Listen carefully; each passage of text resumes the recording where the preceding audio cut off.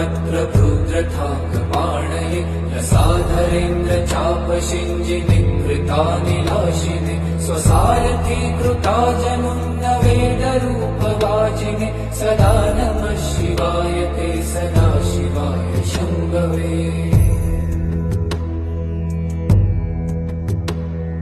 अतिप्रगल्भ वीरभद्रसिंहनाद गर्जित श्रुतिप्रभीत दक्षयाग भोगिनाथ सद्मना गतिप्रदाय गर्जिताखिल प्रपञ्च साक्षिणे सदा नमः शिवाय ते सदा शिवाय शम्भवे।